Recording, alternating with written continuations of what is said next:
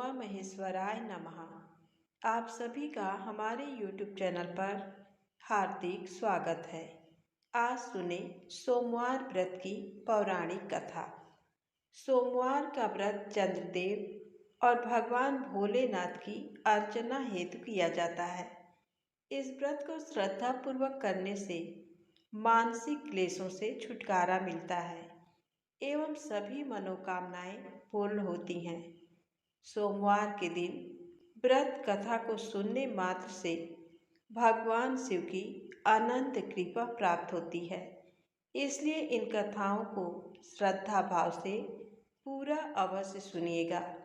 प्रेम से बोलें शंकर भगवान गौरी माता की जय हो।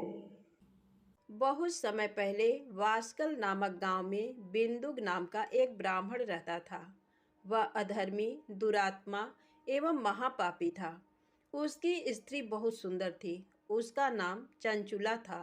वह सदा उत्तम धर्म का पालन करती थी, परंतु बिंदुक वेश्यागामी था। इस तरह कुकर्म करते हुए बहुत समय व्यतीत हो गया। उसकी स्त्री काम से पीड़ित होने पर भी स्वधर्म नाश के भय से क्लेश सहकर भी काफी समय तक धर्म भ्रष्ट नहीं हुई, परंतु आगे चलकर वह भी अपने दुराचारी पति के आचरण से प्रभावित होकर दुराचारिणी और अपने धर्म से विमुख हो गई।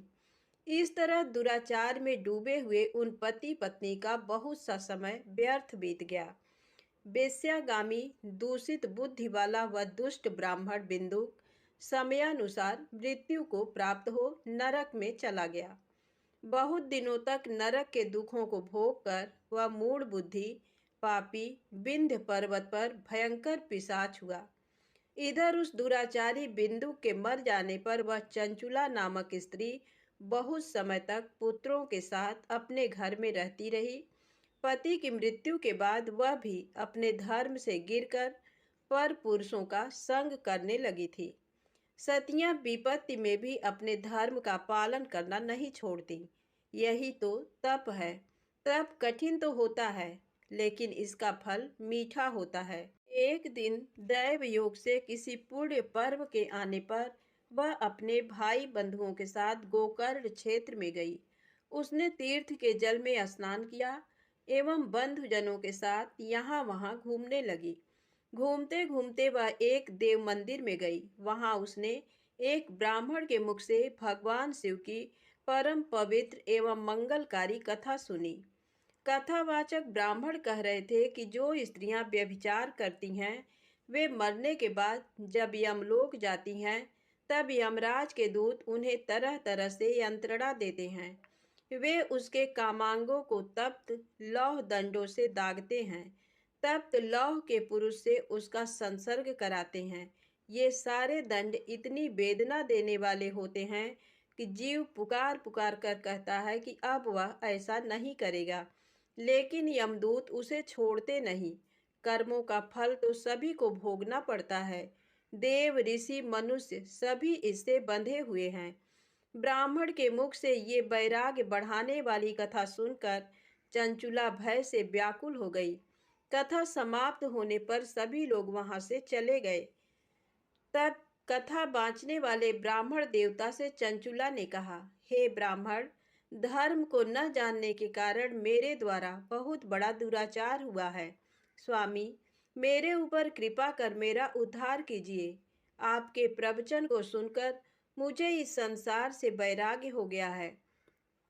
मुझ मूढ़ चित्त वाली पापिनी को धिक्कार है। मैं निंदा के योग्य हूँ। मैं बुरे विषयों में फंसकर अपने धर्म से विमुख हो गई थी।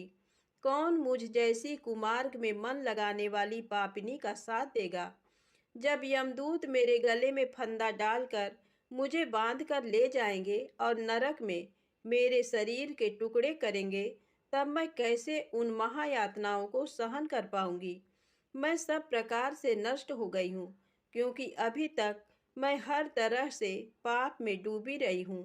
हे ब्राह्मण, आप मेरे गुरु हैं। आप ही मेरे माता पिता हैं। मैं आपके शरण में आई हूँ। मुझ अबला का अब आप ही उद्धार कीजिए। इस प्रकार विलाप करती हुई चंचुला ब्राह्मण देवता के चरणों में गिर पड़ी।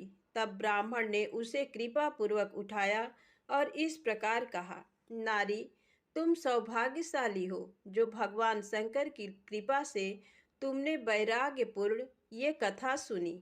कथा सुनकर समय से अपनी गलती का एहसास कर लिया है। तुम डरो मत और भगवान शिव की शरण में जाओ। उनकी परम कृपा से तुम्हारे सभी पाप नष्ट हो जाएंगे। मैं तुम्हें भगवान शिव की कथा सहित वह मार्ग बताऊंगा जिसके द्वारा तुम्हें सुख देने वाली उत्तम गति प्राप्त होगी। शिव कथा सुनने से तुम्हारी बुद्धि शुद्ध हो गई है और तुम्हें पश्चाताप हुआ है तथा मन में वैराग्य उत्पन्न हुआ है। पश्चाताप ही पाप करने वाले पापियों के लिए सबसे बड़ा प्रायश्चित है। जो मनुष्य अपने कुकर्म के लिए पश्चाताप नहीं करता वह उत्तम गति प्राप्त नहीं करता, परंतु जिसे अपने कुकृत्य पर हार्दिक पश्चाताप होता है वह अवश्य उत्तम गति का भागीदार होता है। इसमें कोई शक नहीं है। शुद्ध चित्त में ही भगवान शिव व पार्वती का वास होता है। वह शुद्धात्मा पुरुष सदा शिव के पद को प्राप्त होता है। इस कथा का श्रवण सभी मनुष्यों के लिए कल्याणकारी है, अतः इसकी आराधना व सेवा करनी चाहिए। हे ब्राह्मण पत्नी, तुम अन्य विषयों से अपने मन को हटाकर भगवान शंकर की इस परम पावन कथा को सुनो। इससे तुम्हारे चित्त की शुद्धि होगी और तुम्हें मोक्ष की प्राप्ति होगी। जो मनुष्य निर्मल हृदय से भगवान शिव के चरणों का चिंतन करता है उसकी एक ही जन्म में मुक्ति हो जाती है। ये कहकर वे ब्राह्मण चुप हो गए। उनका हृदय करुणा से भर गया। वे ध्यान में मग्न हो गए। ब्राह्मण का ये उपदेश सुनकर चंचुला के नेत्रों में आनंद के आंसू छलक आए। वह हर्ष भरे हृदय से ब्राह्मण देवता के चरणों में गिर गई और हाथ जोड़कर बोली, मैं कृतार्थ हो गई। हे ब्राह्मण, शिव भक्तों में श्रेष्ठ स्वामीन, आप धन्य हैं। आप परमार्थदर्शी हैं और सदा परोपकार में लगे रहते हैं। साधो, मैं नरक के समुद्र में गिर रही हूँ, कृपा कर मेरा उद्धार कीजिए। जिस पौराणिक व अमृत के समान कथा की बात आपने की है उसे सुनकर ही मेरे मन में वैराग्य उत्पन्न हुआ है। उस अमृतमयी कथा को सुनने के लिए मेरे मन में बड़ी श्रद्धा हो रही है। कृपया आप मुझे उसे सुनाइए। कथा सुनने की इच्छा मन में लिए हुए चंचुला उन ब्राह्मण देवता की सेवा में वहीं रहने लगी। उस गोकर्ण नामक महाक्षेत्र में उन ब्राह्मण देवता के मुख से चंचुला भगवान शिव की भक्ति, ज्ञान और वैराग्य बढ़ाने वाली और मुक्ति देने वाली परम उत्तम कथा सुनकर कृतार्थ हुई। उसका चित्त शुद्ध हो गया। वह अपने हृदय में शिव के सगुण रूप का चिंतन करने लगी। वह सदैव शिव के सच्चिदानंदमय स्वरूप का स्मरण करती थी। तत्पश्चात अपना समय पूर्ण होने पर चंचुला ने बिना किसी कष्ट के अपना शरीर त्याग दिया। उसे लेने के लिए एक दिव्य विमान वहां पहुंचा। ये विमान शोभा साधनों से सजा था एवं शिवगणों से सुशोभित था। चंचुला विमान से शिवपुरी पहुंची। उसके सारे पाप धुल गए। वह दिव्यांगना हो गई। वह गौरांगी देवी मस्तक पर अर्धचंद्र का मुकुट व अन्य दिव्य आभूषण पहने शिवपुरी में पहुंची। वहां उसने सनातन देवता त्रिनेत्रधारी महादेव शिव को देखा। सभी देवता उनकी सेवा में भक्तिभाव से उपस्थित थे। उनकी अंग कांति करोड़ों सूर्यों के समान प्रकाशित हो रही थी। 5 मुख और हर मुख में 3 नेत्र थे। मस्तक पर अर्धचंद्राकार मुकुट शोभायमान हो रहा था। कंठ में नील चिन्ह था। उनके साथ में देवी गौरी विराजमान थी जो विद्युत पुंज के समान प्रकाशित हो रही थी। महादेव जी की कांति कपूर के समान गौर थी। उनके शरीर पर श्वेत वस्त्र थे तथा शरीर श्वेत भस्म से युक्त था। इस प्रकार भगवान शिव के परम उज्जवल रूप के दर्शन कर चंचुला बहुत प्रसन्न हुई। उसने भगवान को बारंबार प्रणाम किया और हाथ जोड़कर प्रेम, आनंद और संतोष से युक्त हो विनीत भाव से खड़ी हो गई। उसके नेत्रों से आनंदाश्रुओं की धारा बहने लगी। भगवान शंकर व भगवती गौरी उमा ने करुणा के साथ सौम्य दृष्टि से देखकर चंचुला को अपने पास बुलाया। गौरी उमा ने उसे प्रेम पूर्वक अपनी सखी बना लिया। चंचुला सुख पूर्वक भगवान शिव के धाम में उमा देवी की सखी के रूप में निवास करने लगी। एक दिन चंचुला आनंद में मग्न उमा देवी के पास गई और दोनों हाथ जोड़कर उनकी स्तुति करने लगी। हे गिरिराज नंदिनी, स्कंद माता उमा, आप सभी मनुष्यों एवं देवताओं द्वारा पूज्य तथा समस्त सुखों को देने वाली हैं। आप शंभु प्रिया हैं। आप ही सगुणा और निर्गुणा हैं। हे सच्चिदानंद स्वरूपिणी, आप ही प्रकृति की पोषक हैं। हे माता, आप ही संसार की सृष्टि, पालन और संहार करने वाली हैं। इस प्रकार सद्गति प्राप्त चंचुला देवी की स्तुति कर शांत हो गई। उसकी आंखों में प्रेम के आंसू उमड़ आए। तब शंकर प्रिया भक्त वत्सला उमा देवी ने बड़े प्रेम से चंचुला को चुप कराते हुए कहा, सखी चंचुला, मैं तुम्हारी स्तुति से प्रसन्न हूँ। बोलो, क्या वर मांगती हो? चंचुला बोली, हे गिरिराज कुमारी, मेरे पति बिंदु इस समय कहाँ हैं? उनकी स्थिति कैसी है, मुझे बताइए और कुछ उपाय कीजिए ताकि हम फिर से मिल सकें। हे महादेवी, मेरे पति एक शूद्र जाति वेश्या के प्रति आसक्त थे और पाप में ही डूबे रहते थे। गिरिजा बोली, बेटी, तुम्हारा पति बिंदु बड़ा पापी था। उसका अंत बड़ा भयानक हुआ। वेश्या का उपभोग करने के कारण वह मूर्ख नरक में अनेक वर्षों तक अनेक प्रकार के दुख भोगकर अब शेष पाप को भोगने के लिए विंध्य पर्वत पर पिशाच की योनि में रह रहा है। वह दुष्ट वहीं वायु पीकर रहता है और सब प्रकार के कष्ट सहता है। गौरी देवी की ये बात सुनकर चंचुला अत्यंत दुखी हो गई। फिर मन को किसी तरह स्थिर करती हुई दुखी हृदय से माँ गौरी से उसने एक बार फिर पूछा, हे महादेवी, मुझ पर कृपा कीजिए और मेरे पापी पति का अब उद्धार कर दीजिए। कृपा करके मुझे वह उपाय बताइए जिससे मेरे पति को उत्तम गति प्राप्त हो सके। गौरी देवी ने कहा, यदि तुम्हारा पति भगवान शिव की पुण्यमयी उत्तम कथा सुने तो वह इस दुर्गति को पार करके उत्तम गति का भागी हो सकता है। अमृत के समान मधुर गौरी देवी का ये वचन सुनकर चंचुला ने दोनों हाथ जोड़कर मस्तक झुकाकर उन्हें बारंबार प्रणाम किया तथा प्रार्थना की कि मेरे पति को भगवान शिव की कथा सुनाने की व्यवस्था कीजिए। ब्राह्मण पत्नी चंचुला के बार बार प्रार्थना करने पर शिव प्रिया गौरी देवी ने भगवान शिव की महिमा का गान करने वाले गंधर्वराज तुम्बुरु को बुलाकर कहा, तुम्बुरो, तुम्हारी भगवान शिव में प्रीति है। तुम मेरे मन की सभी बातें जानकर मेरे कार्यों को सिद्ध करते हो। तुम मेरी इस सखी के साथ विंध्य पर जाओ। वहाँ एक महाघोर और भयंकर पिशाच रहता है। पूर्व जन्म में वह पिशाच बिंदुक नामक ब्राह्मण मेरी इस सखी चंचुला का पति था। वह वेश्यागामी हो गया था। उसने स्नान, संध्या आदि नित्य कर्म छोड़कर अपवित्र रहने लगा। क्रोध के कारण उसकी बुद्धि भ्रष्ट हो गई। दुर्जनों से उसकी मित्रता तथा सज्जनों से द्वेष बढ़ गया था। वह अस्त्र शस्त्र से हिंसा करता, लोगों को सताता और उनके घरों में आग लगा देता था। चांडालों से दोस्ती करता, वह रोज वेश्या के पास जाता था। पत्नी को त्याग कर दुष्ट लोगों से दोस्ती कर उन्हीं के संपर्क में रहता था। वह मृत्यु तक दुराचार में फंसा रहा। मृत्यु के बाद उसे पापियों के भोग स्थान यमपुर ले जाया गया। वहाँ घोर नरकों को सहकर इस समय वह विंध्य पर पिशाच बनकर रह रहा है और पापों का फल भोग रहा है। तुम उसके सामने परम पुण्यमयी पापों का नाश करने वाली भगवान शिव की दिव्य कथा का प्रवचन करो। इस कथा को सुनने से उसका हृदय सभी पापों से मुक्त होकर शुद्ध हो जाएगा और वह प्रेत योनि से मुक्त हो जाएगा। दुर्गति मुक्त होने पर उस बिंदुक नामक पिशाच को विमान पर बिठाकर तुम भगवान शिव के पास ले आना।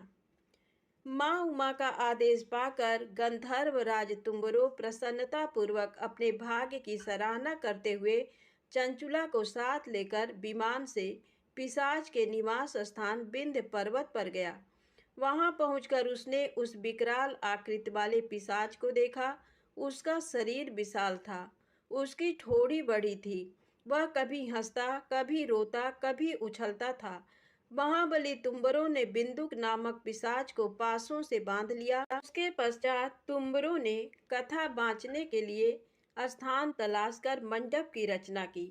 शीघ्र इस बात का पता लोगों को चल गया कि एक पिशाच के उद्धार हेतु देवी पार्वती की आज्ञा से तुम्बरो भगवान शिव की कथा सुनाने विंध्य पर्वत पर आया है। उस कथा को सुनने के लोभ से बहुत से देवर्षि वहां पहुंच गए। सभी को आदर पूर्वक स्थान दिया गया। पिशाच बिंदु को पांसों में बांधकर आसन पर बिठाया गया और तब तुम्बरू ने परम उत्तम भगवान शिव की अमृत कथा का गान शुरू किया, जिससे सभी श्रोता कृतार्थ हो गए। परम पुण्यमय कथा को सुनकर पिशाच सभी पापों से मुक्त हो गया और उसने पिशाच शरीर का त्याग कर दिया। शीघ्र ही उसका रूप दिव्य हो गया। उसका शरीर गौर वर्ण का हो गया। शरीर पर श्वेत वस्त्र एवं पुरुषों के आभूषण आ गए। इस प्रकार दिव्य देहधारी होकर बिंदुक अपनी पत्नी चंचुला के साथ स्वयं भी भगवान शिव का गुणगान करने लगा। उसे इस दिव्य रूप में देखकर सभी को बहुत आश्चर्य हुआ। उसका मन परम आनंद से परिपूर्ण हो गया। सभी भगवान महेश्वर के अद्भुत चरित्र को सुनकर कृतार्थ हो उसका यशोगान करते हुए अपने अपने धाम को चले गए। बिंदु अपनी पत्नी चंचुला के साथ विमान में बैठकर शिवपुरी की ओर चल दिया। महेश्वर के गुणों का गान करता हुआ बिंदु अपनी पत्नी चंचुला व तुम्बरू के साथ शीघ्र ही शिवधाम पहुंच गया। भगवान शिव व देवी पार्वती ने उसे अपना पार्षद बना लिया। दोनों पति पत्नी सुखपूर्वक भगवान महेश्वर एवं देवी गौरी के श्री चरणों में अविचल निवास पाकर धन्य हो गए। प्रेम से बोले शंकर भगवान की जय हो।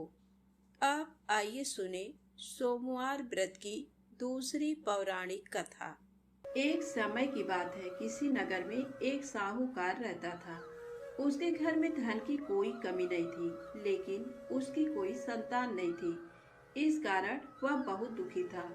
पुत्र प्राप्ति के लिए वह प्रत्येक सोमवार व्रत रखता था और पूरी श्रद्धा के साथ शिव मंदिर जाकर भगवान शिव और पार्वती जी की पूजा करता था। उसकी भक्ति देखकर एक दिन माँ पार्वती प्रसन्न हो गई और भगवान शिव से उस साहूकार की मनोकामना पूर्ण करने का आग्रह किया। पार्वती जी की इच्छा सुनकर भगवान शिव ने कहा कि हे पार्वती, इस संसार में हर प्राणी को उसके कर्मों का फल मिलता है और जिसके भाग्य में जो हो उसे भोगना ही पड़ता है। लेकिन पार्वती जी ने साहूकार की भक्ति का मान रखने के लिए उसकी मनोकामना पूर्ण करने की इच्छा जताई। माता पार्वती के आग्रह पर शिव जी ने साहूकार को पुत्र प्राप्ति का वरदान तो दिया, लेकिन साथ ही ये भी कहा कि उसके बालक की आयु केवल 12 वर्ष होगी। माता पार्वती और भगवान शिव की बातचीत को साहूकार सुन रहा था। उसे ना तो इस बात की खुशी थी और ना ही दुख। वह पहले की भांति शिव जी की पूजा करता रहा। कुछ समय के बाद साहूकार के घर एक पुत्र का जन्म हुआ। जब वो बालक 11 वर्ष का हुआ तो उसे पढ़ने के लिए काशी भेज दिया गया। साहूकार ने पुत्र के मामा को बुलाकर उसे बहुत सारा धन दिया और कहा कि तुम इस बालक को काशी विद्या प्राप्ति के लिए ले जाओ और मार्ग में यज्ञ कराना। जहाँ भी यज्ञ कराओ वहाँ ब्राह्मणों को भोजन कराते और दक्षिणा देते हुए जाना। दोनों मामा भांजे इसी तरह यज्ञ कराते और ब्राह्मणों को दान दक्षिणा देते काशी की ओर चल पड़े। रात में एक नगर पड़ा जहाँ नगर के राजा की कन्या का विवाह था, लेकिन जिस राजकुमार से उसका विवाह होने वाला था वह एक आंख से काना था।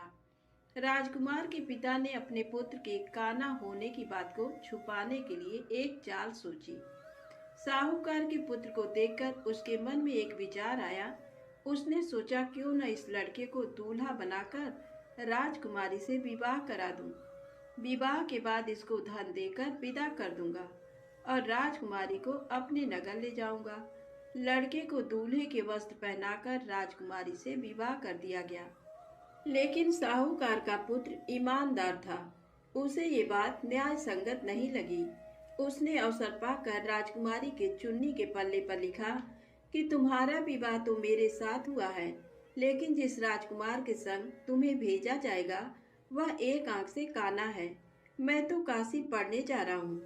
जब राजकुमारी ने चुन्नी पर लिखी बातें पढ़ी तो उसने अपने माता पिता को ये बात बताई। राजा ने अपनी पुत्री को विदा नहीं किया, जिससे बारात वापस चली गई।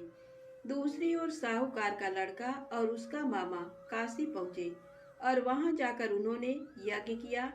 जिस दिन लड़के की आयु 12 साल की हुई उसी दिन यज्ञ रखा गया। लड़के ने अपने मामा से कहा कि मेरी तबीयत कुछ ठीक नहीं है। मामा ने कहा कि तुम अंदर जाकर सो जाओ। शिव जी के वरदान के अनुसार कुछ ही देर में उस बालक के प्राण निकल गए। मृत भांजे को देख उसके मामा ने विलाप शुरू किया। संयोगवश उसी समय शिव जी और माता पार्वती उधर से जा रहे थे। पार्वती ने भगवान से कहा, स्वामी, मुझे इसके रोने के स्वर सहन नहीं हो रहा है। आप इस व्यक्ति के कष्ट को अवश्य दूर करें। जब शिव जी मृत बालक के समीप गए तो वह बोले कि ये उसी साहूकार का पुत्र है जिसे मैंने 12 वर्ष की आयु का वरदान दिया। अब इसकी आयु पूरी हो चुकी है। लेकिन मातृभाव से विभोर माता पार्वती ने कहा कि हे महादेव, आप इस बालक को और आयु देने की कृपा करें, अन्यथा इसके वियोग में इसके माता पिता भी तड़प तड़प कर मर जाएंगे। माता पार्वती के आग्रह पर भगवान शिव ने उस लड़के को जीवित होने का वरदान दिया। शिव जी की कृपा से वह लड़का जीवित हो गया। शिक्षा समाप्त करके लड़का मामा के साथ अपने नगर की ओर चल दिया। दोनों चलते हुए उसी नगर में पहुंचे जहां उसका विवाह हुआ था। उस नगर में भी उन्होंने यज्ञ का आयोजन किया। उस लड़के के ससुर ने उसे पहचान लिया और महल में ले जाकर उसकी खातिरदारी की और अपनी पुत्री को विदा किया। इधर साहूकार और उसकी पत्नी भूखे प्यासे रहकर बेटे की प्रतीक्षा कर रहे थे। उन्होंने प्रण कर रखा था कि यदि उन्हें अपने बेटे की मृत्यु का समाचार मिला तो वह भी प्राण त्याग देंगे। परंतु अपने बेटे के जीवित होने का समाचार पाकर वह बेहद प्रसन्न हुए। उसी रात भगवान शिव ने व्यापारी के स्वप्न में आकर कहा, हे श्रेष्ठी, मैंने तेरे सोमवार के व्रत करने और व्रत कथा सुनने से प्रसन्न होकर तेरे पुत्र को लंबी आयु प्रदान की है। इसी प्रकार जो कोई सोमवार व्रत करता है या कथा सुनता और पढ़ता है, उसके सभी दुख दूर होते हैं और समस्त मनोकामनाएं पूर्ण होती हैं। प्रेम से बोले शंकर भगवान की जय हो। अब आइए सुने भगवान शिव की दूसरी कथा, बैजू के भोले बाबा बैजनाथ। बैजू निहायत ही सीधा और सरल इंसान सवेरे शाम जानवर चराता और बाकी का समय मंदिर की साफ सफाई में। एक बार पुजारी बाबा 2 महीने के लिए तीर्थ पे जा रहे थे। बैजू को बुलाया और कहा, बैजू, मंदिर की सारी जिम्मेदारी तुम्हारे ऊपर है और एक बार भोलेनाथ को भोग लगाए बिना खुद भोजन मत ग्रहण करना। बैजू दूसरे दिन नहा धो के जैसे तैसे बन पड़ा। भोजन तैयार कर भोलेनाथ के सामने थाली लेके हाजिर। बाबा, भोजन कर लो। बाबा टस से मस नहीं। सवेरे से शाम हो गई, ना बाबा ने भोजन ग्रहण किया और ना ही बैजू ने। 2-3 दिन यही सिलसिला चला। चौथे दिन बैजू का धीरज टूट गया। पास पड़ी लाठी उठाई और जकड़ दिया शिवलिंग पे। तत्काल भोलेनाथ हाजिर, पीठ मलते हुए। बोलो बैजू, क्या बात है? बैजू बोला, 4 दिन से तुम्हारे चक्कर में बिना कुछ खाए पिए गुहार लगाए रहे हैं, सुनाई नहीं पड़ा और लाठी जकड़ा नहीं के हाजिर। चलो भोजन करो तो हमहु कुछ खाई। बेचारे भोलेनाथ पीठ मलते चुपचाप आनंद के अतिरेक में डूबे, कच्चा पक्का जैसा भी था खाने लगे। अब बैजू बोला, बाबा, बड़ा कस के लगा है, रुको तुम भोजन करो। कहते हुए बैजू अंदर जाके चंदन लेकर आया, भोलेनाथ के पीठ पे लगाने लगा। भोजन के बाद भोलेनाथ चलने लगे तो बैजू बोला, कल शाम से आ जाइयो, ठीक है ना? बाबा ने कहा, हाँ हाँ बैजू, कल टाइम से आ जाएंगे। अगले दिन भोलेनाथ माता पार्वती के साथ विराजमान। बैजू बोला, बाबा ये कौन है आपके साथ? तब बाबा ने कहा, तुम्हारी अम्मा है, माता अन्नपूर्णा। बैजू ने कहा, आओ आओ अम्मा। तुरंत बेचारा भाग के दरी ले आया, बिछाया, अंदर से 2 थाली में भोजन लेके हाजिर। बाबा ने पूछा, बैजू तुम्हारे लिए भोजन बचा है ना? बैजू क्या बताता, बोला, हाँ बाबा, चिंता ना करो, बहुत है। आनंद में डूबे अश्रुपूरित नेत्रों से भोजन खत्म किया। तीसरे दिन फिर माता पार्वती के साथ विराजमान, वो भी समय से पहले। बैजू हकबकाया, बाबा आज इतनी जल्दी? माता पार्वती मुस्कुराई, बोली, बैजू आज खाना मैं बनाऊंगी। लाख मना करने के बावजूद बैजू की एक ना चली। माता पार्वती ने भोजन तैयार किया और 3 थाली में सजा के ले आई। भोजन शुरू। बैजू ने तो जिंदगी में ऐसा स्वादिष्ट भोजन किया न था, लेकिन भगवान शिव वही भाव व प्रेम के भूखे भोलेनाथ ने पार्वती मैया से कहा, शिवा। माता ने कहा, हाँ स्वामी, आज भोजन में आनंद नहीं आ रहा है। माता की आंखों से आंसू निकल रहे थे। सच स्वामी, ना वो स्वाद है ना वो रस। धन्य है माता अन्नपूर्णा, जिनके नाम मात्र से भोजन में मिठास बढ़ जाए। उनको खुद का बनाया भोजन बेस्वाद लग रहा था। 2 महीनों का भोग सामग्री और कहाँ 3 आदमी का भोजन। बेचारे बैजू को अपने जानवर तक बेच देने पड़े। किन्हीं कारणवश पुजारी बाबा बजाय 2 महीनों के 1 महीने के अंदर ही तीर्थ से वापस आ गए। पुजारी बाबा ने बैजू को बुलाया और कहा, बैजू, भोलेनाथ को समय से भोग लगाता था ना? बैजू ने कहा, हाँ पुजारी बाबा, पर बाबा तुम तो कहत रहे हो कि वो अकेले आएंगे, पर वो तो माता अन्नपूर्णा के साथे आवत रहें और दोनों जने कस के भोजनों करत रहें। हमका आपन जानवर तक बेचे के पड़ा। पुजारी बाबा अपलक बैजू को निहार रहे थे। जानते थे कि ये झूठ बोल नहीं सकता, तो क्या भोलेनाथ माता पार्वती के साथ आते थे? तब बाबा ने कहा, बैजू आज तुम फिर भोग लगाओ, देखें कौन कौन आता है। बैजू बेचारा समय से भोजन लेके हाजिर। बुलाना शुरू। काहे को भोलेनाथ आए? बुलाते बुलाते थक गया, पर ना भोलेनाथ को आना था ना वो आए। बाबा बाबा, लाठी ना उठाऊंगा, चाहे तुम आओ या न आओ, लाठी ना उठाऊंगा बाबा, लाठी ना उठाऊंगा। बस शिवलिंग पकड़ के रोए जा रहा था और यही बोल रहा था, बाबा लाठी ना उठाऊंगा। तभी अचानक आवाज आई, बैजू आंखें खोलो बैजू, हम आ गए, आंखें खोलो बैजू। सामने ही माता पार्वती और भोलेनाथ विराजमान थे। लिपट गया चरणों में, माँ बाबा, जो आज तुम न आते तो जान दे देता मैं अपनी। भोलेनाथ ने बैजू को हृदय से लगाया। बोले, बैजू बेमोल विज्ञा तेरे हाथों में। सुन, आज से मुझसे पहले लोग तेरा नाम लेंगे, फिर मेरा। आगे बैजू, पीछे नाथ, बैजनाथ। तो प्रेम से बोले, बाबा बैजनाथ जी की जय हो। भगवान शिव माता पार्वती की तीसरी कहानी। एक बार माता पार्वती ने भगवान शिव से कहा कि प्रभु, मैंने पृथ्वी पर देखा है कि जो व्यक्ति पहले से ही अपने प्रारब्ध से दुखी है, आप उसे और ज्यादा दुख प्रदान करते हैं, और जो सुख में है आप उसे दुख नहीं देते हैं। भगवान ने इस बात को समझाने के लिए माता पार्वती को धरती पर चलने के लिए कहा और दोनों ने इंसानी रूप में पति पत्नी का रूप लिया और एक गांव के पास डेरा जमाया। शाम के समय भगवान ने माता पार्वती से कहा कि हम मनुष्य रूप में यहाँ आए हैं, इसलिए यहाँ के नियमों का पालन करते हुए हमें यहाँ भोजन करना होगा। इसलिए मैं भोजन की सामग्री की व्यवस्था करता हूँ, तब तक तुम भोजन बनाओ। जब भगवान के जाते ही माता पार्वती रसोई में चूल्हे को बनाने के लिए बाहर से ईंटें लेने गई और गांव में कुछ जर्जर हो चुके मकानों से ईंटें लाकर चूल्हा तैयार कर दिया। चूल्हा तैयार होते ही भगवान वहां पर बिना कुछ लाए ही प्रकट हो गए। माता पार्वती ने उनसे कहा, आप तो कुछ लेकर नहीं आए, भोजन कैसे बनेगा? भगवान बोले, पार्वती अब तुम्हें इसकी जरूरत नहीं पड़ेगी। भगवान ने माता पार्वती से पूछा कि तुम चूल्हा बनाने के लिए इन ईंटों को कहाँ से लेकर आई?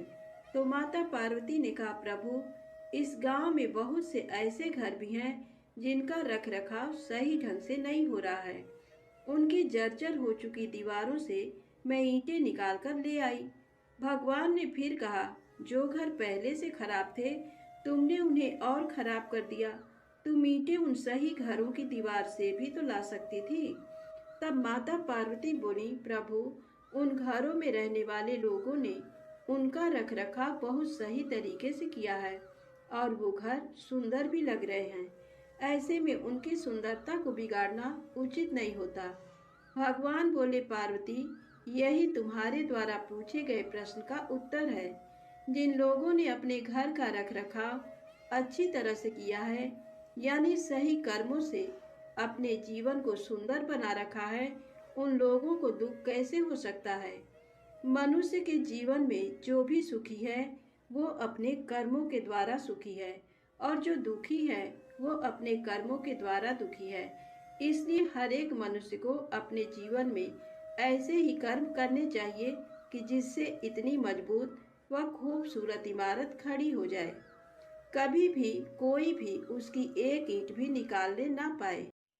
प्रेम से बोले, शंकर भगवान गौरी माता की जय हो। यदि आपको कथाएं अच्छी लगी हो तो प्लीज़ लाइक अवश्य करें, चैनल को सब्सक्राइब करें, ज़्यादा से ज़्यादा शेयर करें। जय माता दी, जय भोलेनाथ।